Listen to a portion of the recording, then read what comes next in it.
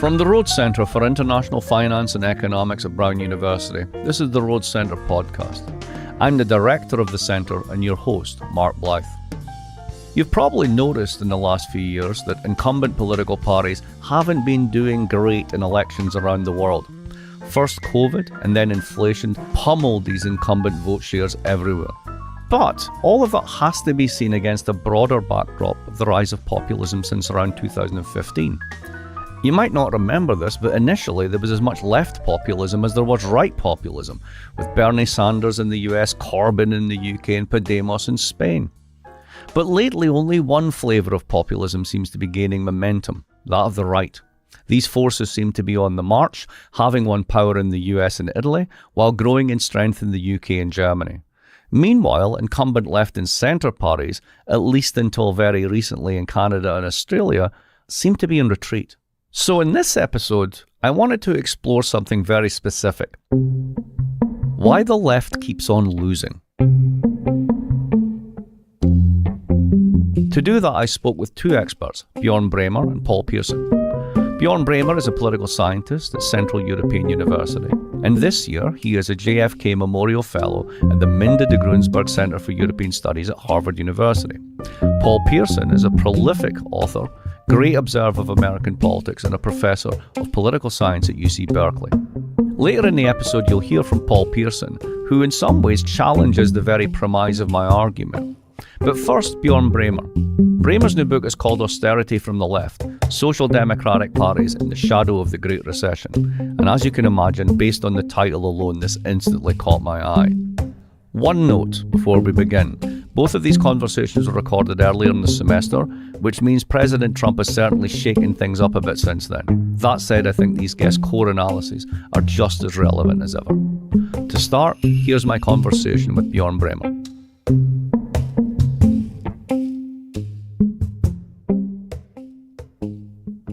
Hi Bjorn, welcome to the podcast. Hi Mark, great to be here.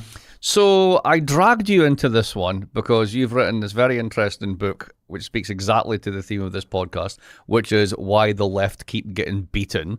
And your book is Austerity from the Left, correct? That's correct, yes. Now, that's weird because we think about austerity as this project that like the right want to squeeze the state and all the rest of it. I think Clara Mattai's book, a whole bunch of other work, my own work has been very much this way. And what you point out is that not only have left parties embraced this, they've embraced it despite the fact that it has in some ways a lot of diminishing returns. So just so everyone's on the same page, you've got an electoral dilemma that animates this, and it's one side of your work, and the other side is sort of an ideational or ideological dilemma. Just give us the overview. What's the story? Why do you think they keep doing this, and what is it they keep doing exactly? The point that I'm making in my book is that often, yes, austerity may be coming from the right, but there has also been a lot of austerity that was been implemented by the left. It's particular following the financial crisis in the context of a European sovereign debt crisis, especially in Europe. And what's happening there was that sort of on the one hand, the left was trying to reach out to voters in the center who they believe were fiscally conservative, who they believed they needed to convince that they were fiscally competent, that they were credible. So why did they have to care about these people? They don't have enough like people in the working class? Exactly, right? They believed that they needed to branch out their electorate, especially against the background of deindustrialization, the shrinking of the industrial working class.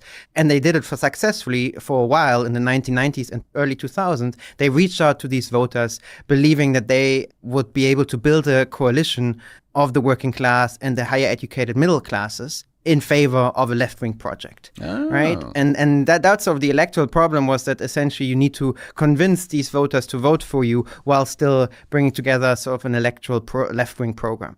Right. So for a long time, though, there's been a bit of suspicion amongst academics, at least, about whether the strategy is going to work. I remember a piece from Comparative Political Studies a long time ago now called Catch-All or Catch and Release, which basically pointed out that, yes, you can do that. You can win these voters in one election, but there's no guarantee that they're going to stick with you in the next election. How does your book go beyond that? That dilemma, the problem is really at the core of what I'm saying. I'm extending it to in some way, because the point really is that these people that are sort of in the middle, that are sort of going between the center left and center right from one election to the other, those voters make up their mind pretty fluidly from one election to the other. And when it comes to the issue of fiscal crisis, to the fiscal policy, they often actually, what we see, end up going for the center right, independently of whether the left positions itself in favor or against austerity, because they believe that actually the center-right is much more credible in implementing austerity, much better at implementing austerity. So to the extent that the left is trying to woo these voters, they just actually push them towards the center-right. And, of course, if that pushes them to the centre-right, they're not voting for the left. What about the left's core constituents? Don't they kind of get fed up with the fact that they're moving away from them? Yes. The core voters are the ones who bear the costs of austerity, and they, because they don't know what the center-left stands for anymore, they certainly see that they're not getting their interests represented, they are moving away from the center-left as well. Meaning that actually in the end, you have different electoral groups moving away rather than to the center-left all at the same time. So this goes back to the famous line in American politics. I forget exactly which Democratic politician who said it, but to paraphrase, for every blue-collar worker we lose in Pennsylvania, we'll pick up 2 suburban moms somewhere else, right? Only it doesn't work, does it? Well, it doesn't work, and of course it doesn't. It depends on the context when it works, right? This may have worked sort of in the early 2000s. It certainly didn't work anymore after the financial crisis. It certainly doesn't work today, I would argue, right? Today, you're actually losing a lot of these voters at the same time to the different groups around you, especially in Europe, where you have different parties coming at this, right, from different extensions. You have the far left, you have the new left sort of competing with the center left for power, but you also have the center right and the far right competing with you for votes. And being attacked from all these different sides, you cannot do this trade-off, you cannot do this math anymore. And that's exactly the environment we find ourselves, even in so-called two-party systems. So if we think about what's happening with the UK with the Reform Party, if we think the United States is still a two-party system, but essentially the MAGAization of the Republican Party has essentially shifted it in such a direction that it's no longer competing at all. The Democrats are trying to move into that space. They're not winning in the middle. And they're certainly not winning at the back end either with their traditional core supporters. So you've got a strategy which yields increasingly diminishing returns. At that point, we would expect some kind of learning to come in, right? But what you also argue in the book is they're not learning. And they're not learning is because of a certain set of ideas, how they think about the economy. Walk us through that. Mm-hmm. Yeah, I think you have to distinguish a little bit what happened in the 2010s and what is happening now, because I do think that nowadays you do see some learning, right? But maybe we'll get to that in a minute. What I think we saw in the context of a financial crisis and the aftermath of it, the Great Recession, was essentially that people, first of all, were drawn to their own old ideas that they developed in the previous decades. We saw countries undergoing relatively good economic times, good growth rates, but we also saw sort of a lot of people being lifted out of poverty around the globe, right? So there was a reason why these economic ideas were popular, and they were also popular among the left. The problem was that because these ideas were successful in the past, they were also applied in the context of the crises when they actually didn't get any traction anymore, right? To implement a fiscal consolidation in times when the economy is already hitting rock bottom is something very different than to implement fiscal consolidation when you're living through the Great Moderation and the economy is doing relatively well. So back in the 90s, when the left's looking at what we came to be known as supply-side social democracy, you could say, hey, the welfare state is not really a macro shock absorber. It's about skills activation. It's about bringing people into the workforce. You could look at the national debt and say, we need to actually reduce this debt because then we'll have more firepower going forward if we go into the next crisis. But when you take those ideas then and put them down in the economy when it's already heading south, you just end up digging a big hole, right? But that would again suggest to me, and I come back to my puzzlement, which is this whole episode is about, why do they keep losing? Because they keep doing the same stuff. So what we've got on the table is an irresolvable electoral dilemma, right? The more you try and catch these people, the more likely they'll swim away and your core vote swims away. And at the same time, you learned at a particular period a bunch of ideas that once you put them into rougher economic seas, really don't help your cause. Is there a second bit of learning that comes from this, or are they just stuck? I think there's learning going on for example, now among the center left or the left in many places, the problem is in some ways twofold. On the one hand, in many places, the left is now so weak that even though they have learned from the past, they don't have the political or electoral power to push for new ideas the way they maybe could have still done it 10 or 15 years ago, right? But on the other hand, even places where they are able to still get into power, for example, think about Biden in this country, to implement some of these ideas, on the one hand, takes some time, but it also relies on sort of tools that you undermined yourself in the first place, right? Think about state capacity. Often the state nowadays doesn't have the capacity anymore to implement, for example, Bidenomics or sort of big state project that the left should really support these days based on sort of learning. And therefore, you have dug yourself again into this hole that is very difficult to get out of, either because you electorally cannot get the keys to power anymore, or when you get into power, you actually don't have the tools to, at least in a really fast way, to change the trajectory of your economy. And so in that sense, then you don't get any of the benefits out of this learning that you're actually seeing in some parts of the left. So is it safe to say then, in the almost 20 years since the financial crisis, what's happened is the left learned the wrong lessons and adopted the wrong strategy? By the time they figured out it was the wrong strategy and possibly the wrong lessons, they had weakened themselves and weakened the states that they're allowing to do things to such an extent that they just can't do it even if they learn it. That does seem to explain what's going on in the UK at the moment, where you have a Labour government that comes in, basically adopts an austerity posture, and talks the economy down further than it is now, and then finds themselves in a whole heap of trouble. This is very convincing to me. But then let's put something on the table. We just had an election here. It's Trump. Trump wasn't about this stuff. Trump was about wokeism, the elites. They're out of touch. They're self-centered. The populist argument, in a sense, is that this is about a loss of culture as much as it is anything about economics. But if we take your story seriously, most of that's ephemera, right? Yes, but it's something that the right, of course, likes to play up, right? That's their playing field. That's where they are strong at.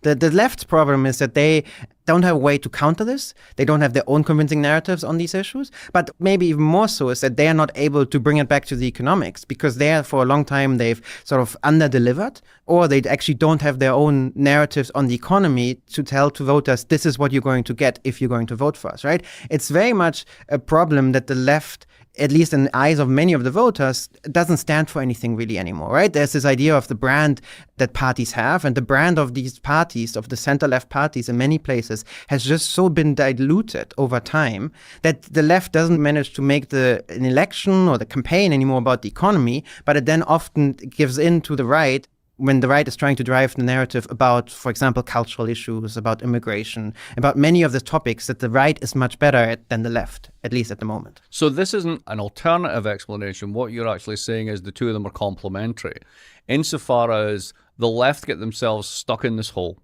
And part of being stuck in this hole is a function of a certain set of ideas. Those ideas find it very, very difficult to even talk about these quote-unquote cultural issues, which immigration is both cultural and economic and other such things. But they don't seem to be able to actually address that. That compounds their weakness. Is there any hope for the left here? I believe there is hope, but only to the extent that the left manages to rebuild its brand on economic terms, right? It needs to not only to have, for example, the right policies and the right policy mix, because often when you look at, for example, data, a lot of the policies that the left wants to implement find huge support among the electorate. The problem is that the left at the moment doesn't have a way to put this into coherent framework, right? The ideology, the program, the overall program is missing. Like, well, who are we and what are we for? Exactly. And then they also need to be able to talk about this, right? They need the narrative, the language, the discourse to convince the voters that this makes sense and this is credible. And that the problem is that this is a long-term project. That's nothing you fix within one electoral cycle, maybe not even two electoral cycles. That's something that you have to do over time. And I think in that sense, in the short run, maybe there's not a lot of hope. But in the long run, to the extent that parties manage to mobilize these ideas, the programs, and the discourse, and get help from it from other movements such as trade unions, other social movements, and they can actually still revitalize sort of these ideas, I believe. But if the key to this is to revitalize the ideas side, let's say that they do this. Let's say it takes 2 electoral cycles. They capture the high ground. They basically capitalize upon the fact that the right can't do what they say they're going to do, that the outcomes are worse, etc. don't they still run into the electoral dilemma that there just aren't enough sort of core voters? Do they have to become, in a sense, big catch-all parties again, which ultimately leads to the dilution of the brand because you're trying to be all things to all people? Mm-hmm. I mean, you don't have to be catch-all. You just have to catch enough. Catch enough. Right?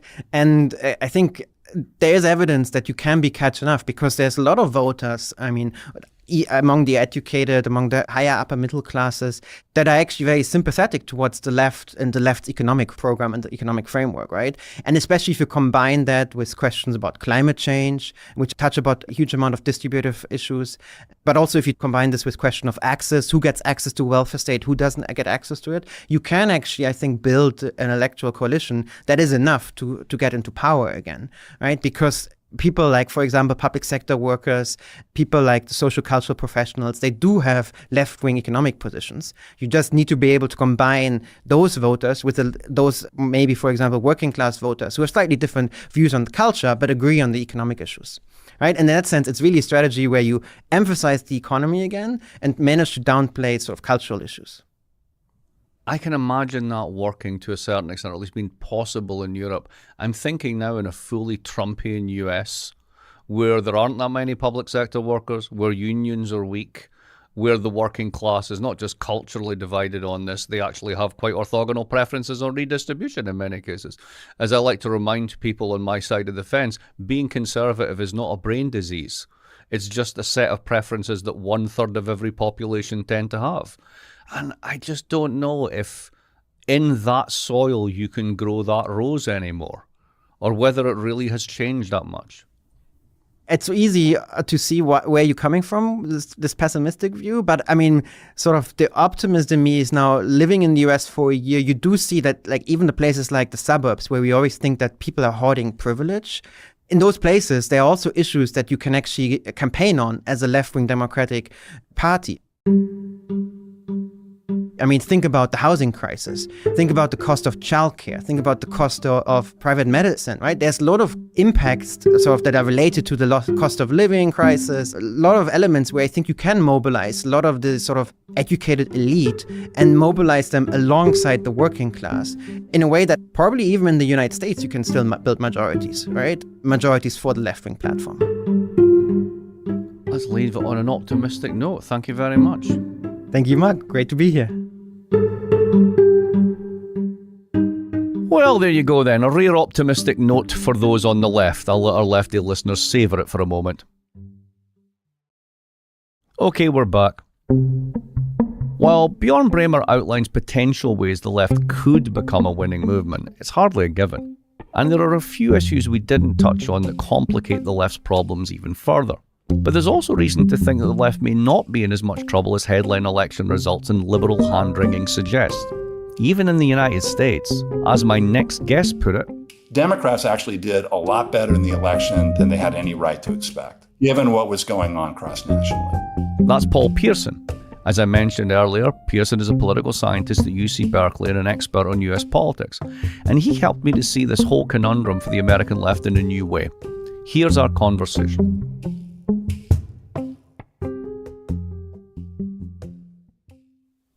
Hi, Paul. Welcome to the pod. Great to be here. So we've been talking with Bjorn Bremer about his analysis of why the left keeps losing. And for a quick recap, essentially it boils down to two things. One is the old electoral dilemma. There aren't enough workers, which begs the question if the workers would still vote for you anyway if there was enough of them. And then the other one is this kind of catch and release phenomenon that when you're constantly chasing the median voter, you can get them for one election, but there's no reason for them to stick around the other elections. And then, you begin to eat away at your own base. I'm coming at you for something different on this. Your writings have actually been, about the United States in particular, have really pressed on basically the notion that the right has been super effective and the left has been way less effective. So why has the left been so less effective? And why do they keep losing from your point of view? What's going on? I have really been focusing on the U.S. in the recent work that I've been doing on this, mostly with Jacob Hacker at Yale. And I just don't think it's accurate to say in the U.S. that the left keeps losing. At least, I mean, if you mean electorally that the left keeps losing, they've actually, they've won the popular vote now in 6 out of the last 8 presidential elections. It was 6 out of 7 until this last November. And the two times the Republicans have won the popular vote was under quite exceptional circumstances. You know, this case, the post-COVID election that was basically wiping out all incumbents, sort of regardless of whether they were right or left. And they barely won. And they won in the, post 9/11, still early days of the Iraq War with kind of a nationalist rally around George W. Bush in 2004. They've lost the popular vote in every other presidential election. Republicans have not represented a majority of American voters in the U.S. Senate since the mid-1990s. And it's been 30 years since they've actually represented a majority in the U.S. Senate. And, in the House, Democrats picked up, even in what was a really, really hard year for incumbents, they actually picked up a couple of seats in the House in 2024. I totally take the point if one looks broadly at parties of the center left and the left across the rich world. It does look like the left is losing and losing badly in many cases. But the U.S., I think, it stands out as something of an exception.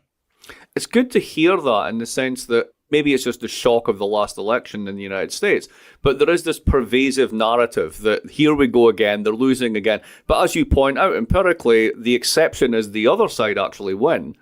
And they got exceptionally fortunate, shall we say, this time. You mentioned the Germans. Let's pop over to Europe for a minute just for comparison.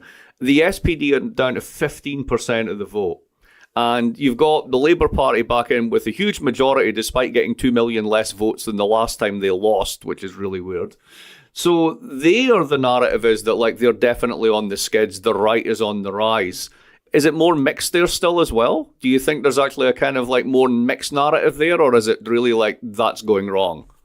I do think the overall narrative should be pretty negative for the left. I think part of the reason why the U.S. looks different, and again, it's to talk about the U.S. at this particular moment, things look pretty dire for the Democrats, and I understand that. I share a lot of those feelings about the contemporary circumstances, but it shouldn't be fit into this broad narrative of, oh yeah, they've just been losing all these elections for the last 20, 25 years. And I think actually we need to understand why, again, compared with what's happened in a lot of other countries, they actually did pretty well in this election, given that they were running at this time of very high inflation where people were very anti-incumbent, really, regardless of what the incumbent government was.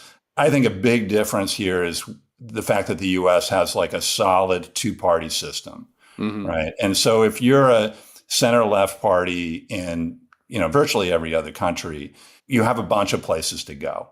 You may go to the hard right, and, clearly some working class voters have done that in many cases, but there are a bunch of different places that you can go. And the center left just seems to have a very hard time holding voters in that kind of context.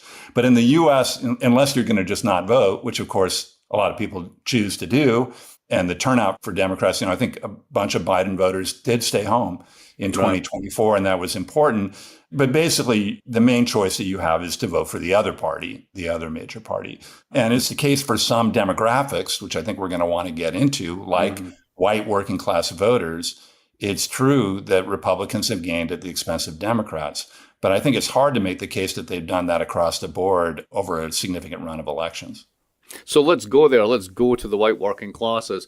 There was a paper that when it first came out by 2016 by Thomas Piketty on Brahmins and merchants, and essentially said that the people who increasingly vote for left parties and constitute left parties are $100,000 college educated, and everyone else is kind of deserting them. And at the time I thought, there's got to be something wrong with this paper. This just doesn't seem right. But it does seem election after election that the working class has defected from what has been, if you will, the working class party. What do you think is behind this? Is there any one thing, or is it a whole series of things? I think that paper is basically right. If one thinks about it cross-nationally, I agree with you. I think the evidence, since it was written, largely comports with it. Again, I think the U.S. looks different. And so in the U.S., I would say we need to distinguish between the working class and the white working class, because race just matters enormously in American politics. The white working class has clearly moved very strongly towards the Republican Party over a period of time, and Trump's emergence has only accelerated that. And it's true increasingly even with union voters, white working, and in the U.S., of course, a relatively small percentage of working class voters are union voters. But for a while, it seemed like white working class support for the Democrats held up pretty well if they were actually in union households or they were union members. Even that seems to now be eroding pretty radically. I think I saw figures the other day suggesting that in swing states, about 2/3 of white union voters voted for Trump, which is shocking in historical perspective. So among whites, that's clearly the shift. The Democrats, I say, it's not a Brahmin left party in the same way that I think you could say some of the European left parties center left parties have become. I would say it's a multiracial, multi-class coalition because it still includes a substantial majority of working class voters of color are voting for the Democrats. Those numbers are going down, especially in the last couple of elections, and it's important to understand why that would be. But most non-college educated Blacks are still voting for the Democratic Party. So what's interesting about the U.S. case is, again, that it's this cross-class coalition, that income used to be a really good predictor of who you voted for in the U.S. It's no longer a particularly good predictor of who you're going to vote for. If you know whether somebody was educated, whether they have a college education, and you know what their race is, then you've got a lot more information about who they're going to vote for. But I think calling it, just a Brahmin left party doesn't capture that really important complexity about the Democratic coalition. So let's throw both Latino voters and the issue of immigration in the US into this one. And this we can generalize across lots of countries. In fact, let me take a segue. The only left party in Europe that seems to have done really well were the Danes. And the Danes basically politicized immigration. They took control of that debate. They paid a price for it. They were excluded from social congresses and all this sort of stuff. They were castigated as being racist. But they managed to kill the right and basically solidify their electoral position.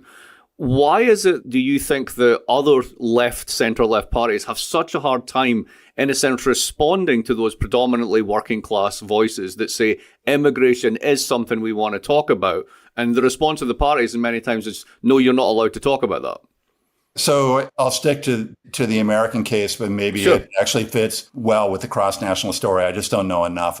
I do think immigration was a really damaging issue for the Democrats in the campaign. I don't think there's any question about that, really.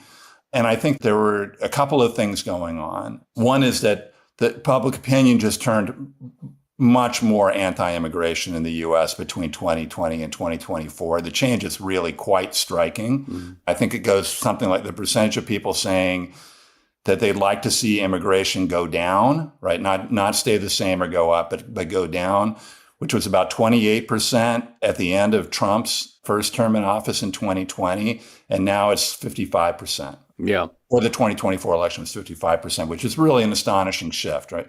So that happens. I think it's driven to a significant part. Some of this is kind of a pendulum thing, right? So Trump is really hard on immigration, and so people react about that. There's a lot of kind of backlash in both directions that goes on in American politics these days. Whoever is in, people tend to not like, and so there's a reaction the other way. So Trump was, very energetically anti-immigration, and there was somewhat of a backlash against that, and Democrats actually picked up on that and used it, I think, reasonably well in the 2020 campaign. But then there was a big wave of illegal immigration into the U.S., right, after 2020, especially in 2022, 2023. And so I think reality was a really important factor here. And then the other thing was that as public opinion shifted, in part, I think in significant part as a reflection of that reality, but also because, again, the pendulum is swinging as you've got kind of a more pro-immigration administration, Democrats are very slow to respond to that. And I think part of that is what you were kind of, I think, getting at in your initial comments about this is that there are a lot of powerful interests within the party. And I would say also just kind of like the affect of party elites that didn't want to be tough on immigration, right? That just does not come naturally to them. And that was reinforced. There's been some good reporting on this recently, suggesting that the Democrats were actually getting pretty bad polling on this issue. It's controversial. I'm not an expert on this, but I've seen, reporting that makes me think there's a plausible interpretation that they were slow to recognize it wasn't just that they didn't want to alienate certain parts of their coalition, but also they didn't realize the extent to which they were out of step with public opinion. I remember the survey that you were quoting there that basically showed the big jump in support for sort of anti-immigration policies. So we now have a majority of people who are in favor of deportations, actual deportations, right? But I think it was the same poll that said that a majority also back a pathway to legal immigration. So it's kind of like, right. which bit are we pulling on here, right? So to me, I've always wondered this about sort of the Democrats' electoral logic, right? To think rather Machiavellian about this when elections are decided by 1% or less in many districts, right?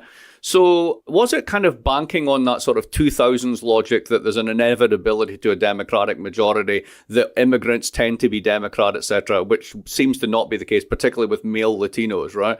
But there was this sort of like demography is destiny thing that pushed it along. And they've just been really slow to figure out, no, guess what? They can be conservative too. They can be reactionary too. Yeah, no, I think that's right, Mark. And I do think that there was a lot of optimism / confidence about the demographic pull, that goes back all the way to Obama, right? The idea that like this is not just a majority coalition, but it's a majority coalition that is growing over time. So there's that element of it. And then I think in retrospect, pretty clearly a big mistake in thinking that Latino voters were one issue voters with one view about immigration. And both those things are clearly wrong. So, I mentioned before, Democrats have this cross-class coalition. They continue to draw lots of support from working class voters of color. But the one place where they're clearly losing ground there is among non-college educated, particularly Latino voters, but also to some extent Black voters, especially men, who are culturally conservative. Right. And, which may be about immigration. It may be about other things. It may be about gender. It may be about, could be about abortion. It could be about a bunch of other things, but immigration is part of that. There is a substantial block of those voters. And I think, Democrats assumed there's no way we're going to lose those voters to Donald Trump. And they were wrong. Yeah. Let's talk about vibes. You'll recall that last year, everyone was very obsessed with vibes in the economy, right? So we had this thing, which is a very democratic sort of center-left thing. It was like, look, we do facts. The other people do hysteria, right? And our facts say that the unemployment rate's good and the growth rate's good and inflation's coming down. So why is everyone bitching about it? What's going on here? This is terrible. You people don't understand the economy, which is the worst thing you can say, right? And then, a little while later, John Otters and others came along and said, if you take the core inflation rate and strip out all the things that are core and just leave the volatile elements, then it turns out the inflation rate, particularly for poor people, is in double figures. So in a sense, they got it right. I mention this because I wonder if there's a particular style of democratic governing that gets them into trouble. And I think this is true of the centre-left in general, which is have got this slavish devotion to what we see as facts. And the other side just has given up on that. That's been their modus for the past 30 years, is just give up on facts. So they're running vibes all the time. And we're telling a story about this is the way the world is. And we tell the same story of immigration, right? Immigration's good for the country and so on and so forth. And they have a sort of a living disposition that tends to say, no, this is not the way that I see this. This is not how I experience this. Is this, in a sense, part of the long-term problem? That, in a sense, in a post-fact world, that we're unable to really pivot and make arguments because it's not really what people are experiencing. The vibes are different between, if you will, the ruling class and everybody that they pretend to talk for. There are two, I think, important strands in what you're saying. Both are worth engaging with. The first one is just the idea that actually, the economy was not so great, did not feel so great for lots of voters for genuine reasons. And I think that's true. I think what you're saying about that is right. And I'm sure the Biden people, I know a lot of the Biden people were probably kicking and screaming while this was going on, saying look how much better our economic record is than anybody else's economic record, right? Lower unemployment, faster growth. We're the envy of the rich world, which is true, but essentially irrelevant to voters. Voters are not comparing how economic conditions are in their country. Look at our aggregate investment statistics, right? Yeah, nobody's playing that game. So, inflation, I think we see again as part of the cross-national story of all these governments. So again, it's not just left governments. Look what happened to the Tories had their worst electoral defeat in the history of the party, right? So it's not just the left that gets hit by this, but it was the economy and the impact of inflation was felt by people in a way that made them want to throw out the party. And in the case of the US, made people think, like, I felt like things were better in 2020, at least pre-COVID under Trump. The economy was better under Trump than it was under Biden. And I understand why people would feel that way, even though I think there's a lot of interesting things to say about both what the Biden administration and Congress did on the economy and certainly what they tried to do on the economy, which was enormously ambitious and interesting. So that's the first dimension, is like, well, what was actually happening in the economy and what were people experiencing? The second thing, the sort of vibey thing, or, you say like the discursive thing, if you want, like the way that people think about what's going on and what they're exposed to. I tend to be resistant to these kinds of arguments in lots of cases, but I also think it's hard to argue with the idea that, like, Democrats have been doing less and less well in kind of the informational game, like the informational battle, as the informational environment has changed very radically in a short period of time in these countries. I think Republicans have adapted to that world better than Democrats have, and that's important. And I'll just one quick, maybe a caveat on that last point. I don't know if you've seen, like, the initial polling on Donald Trump and his approval rating, which is not good for a new president. Overall, It's a little better than it was his first time around, but it's terrible compared with other presidents. But his approval rating on the economy is quite bad. He's like minus 12 on, do you approve of how he's doing on the economy? And I was quite struck by that. That suggested to me, it's a warning sign for him and his administration that people continue to not feel very good about the economy, and that they are maybe disinclined to allow him a long honeymoon where he can blame the Biden administration for the price of eggs or whatever. Yeah. Then there's two parts to that I'd respond to. The first one is there's a new NBER paper out. The author is Blinder, but not Alan Blinder. Maybe it's a relative. There's a lot of that goes on in econ. But it's a fantastic paper. And what it shows is the Michigan Confidence Survey, how there's the partisan split and it just reverses the minute the president is in. This is actually causally important. They've managed to estimate that because Republican voters were so convinced the economy was worse, and when inflation became a topic, they massively overestimated inflation, that their own buying behavior actually led to an increase in the underlying rate.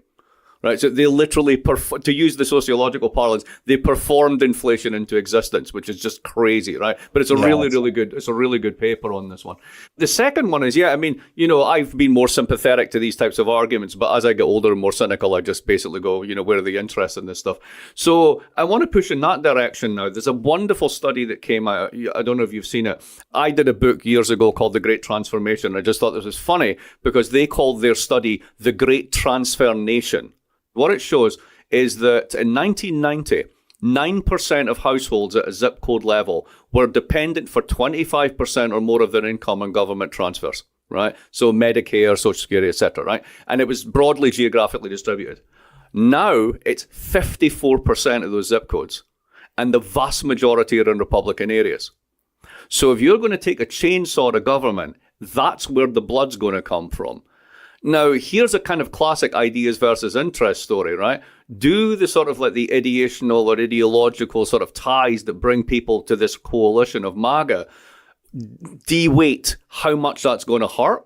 Do they recognize that it hurts, but it has to happen because you have to cut the government?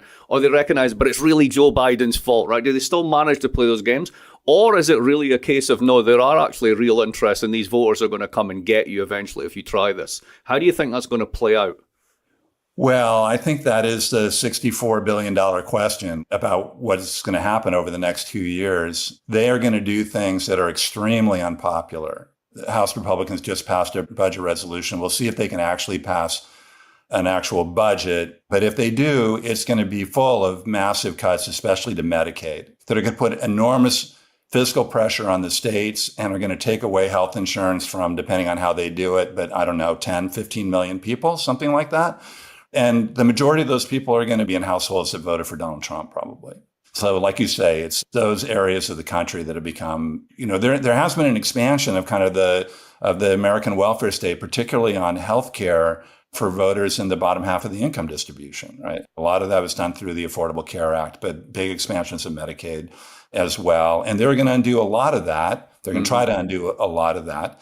There was a great article in the Washington Post shortly after the election. They went to a small town in kind of the middle part of Pennsylvania that was totally Trump country, right? And was also, like you're describing, it was one of these counties where there was a huge amount of reliance upon federal social welfare benefits. A lot of people on disability, that's another big Right, another huge one, right? Absolutely. For this as well. And so they interviewed people there, and basically what people said over and over again was, we trust Donald Trump. He's going to take away the benefits of those other people that are undeserved. You're not going to take away our justified benefits. Well, they're going to find out it's not going to work that way, right? So then the question is, how are they going to respond to that? And, normally we would think, well, there's going to be a backlash, a pendulum is going to swing back the other way. But I would say that there are now two barriers. I think we're going to see a test of this. Like, how much can you get away with doing really unpopular things? I mean, this, my doctoral dissertation from way back, right, was the idea that you can't really cut these welfare state programs very much because they're electorally entrenched. So we're going to find out. And I think there are two obstacles to what we might 15 or 20 years ago we would have expected. One is, like you said, it's not clear that voters, even under these circumstances, are going to blame Donald Trump and the Republicans for this. I think people have gotten much, much better at living inside their own informational bubbles and engaging in motivated reasoning. There's a wonderful new book coming out by a guy named Michael Shepard. He teaches at the University of Michigan that looks at the South and kind of doom spiral you can get on healthcare as you get more and more voting for Republicans, worse and worse healthcare outcomes, really kind of terrible things that are going on. Big cuts in programs leads to worse healthcare outcomes, but it leads to more voting for Republicans. Yeah, right? Because it shows that the state doesn't work. You see, this was all along. Yeah. So there's this kind of a doom loop that he actually shows has worked in the case of healthcare in the American South. And we're going to see whether that's going to be true in other places when it's maybe more visible that Republicans are driving that downturn. And then the other question, probably beyond the scope of this podcast, but, to what extent are we going to have reasonably free and fair elections in 2026 and 2028? I think given what's going on in Washington right now, that question is on the table. I think, how the media is going to perform leading into that election, what the courts are going to look like by then. I mean, I think we are in very dangerous territory right now for both these reasons, both because changes in the way that voters behave and changes in the whole apparatus around elections. We'll have to see whether that kind of backlash kicks in. So which changes our conversation from, does the left keep losing? Well, I started with, why does the left keep losing? You threw it back as, does the left keep losing? And then the next question might be, will the left even get to contest? That's where it goes. Let's end this on sort of, if not a positive one, then at least an outcome which was not foreseen. I'll put it this way. When you look across these different elections, Germany, the United Kingdom recently, the United States, one thing that's become noticeable is the left is now feminized. Because it turns out that hierarchy, misogyny doesn't sell that well. Who knew? But amongst the people who were affected by it. And this seems to be quite robust. And you can imagine splitting off other groups. Your white incel males might definitely go completely MAGA for the rest of their lives. Who knows? But there are other groups that are reachable. Does that mean that sort of women, in a sense, you can take that and work with it as a base for a sort of an alternative coalition? Is this something that the left can and should try to build on? I'm going to just limit myself to the U.S. because I feel like I know it better, and you and others can figure out whether it extrapolates to other cases. It's a great question to ask. I do think it's promising. I don't want to slip back into the demography is destiny thing, but women are the majority of the electorate in the U.S. and they vote more, right? So if you could only have one gender as the base for your coalition, it's probably more promising to have women. And I think, as in other areas, that Republicans are likely to do a lot of things on gender issues that are alienating and frightening to voters who have a different view on this issue. And I guess I would extend it as it's partly about gender, but it's also, I guess, about what you could call sexual minorities that are a growing part of the electorate and, minority of the electorate, but a growing part of the electorate. And they have families and they have friends and relatives. And so I do think that there's potential there. I mean, I was actually really shocked by how misogynist the Trump campaign was on many levels, the kind of adopting the kind of pro wrestling affect. My favorite one was where Vance and Trump walked out together to "It's a Man's World." Yeah, exactly. I mean, it's just like, really? Exactly. And I don't think, I don't think that helped them. I think one real danger we have in analyzing these things is that we think that whichever side won, they did everything smart, and whichever side lost, they did everything stupid. And usually that's followed up, at least on the left, where the circular firing squad kicks in, right? It's like, and the stupid things that we did were the things that were not my ideas. And we really need to be like so suspicious of all of that. And again, like Democrats actually did a lot better in the election than they had any right to expect, given what was going on cross-nationally, given the public mood. So I just think, we really need to be careful about thinking like, oh, yeah, the Trump people figured out the total playbook to capturing the median voter in the U.S. I don't think there's any evidence for that at all. Yeah, exactly. It's the minimum winning coalition. It's a carbon coalition. It's a male coalition. It's a very tight coalition, but it's still ultimately a minority and fragile coalition.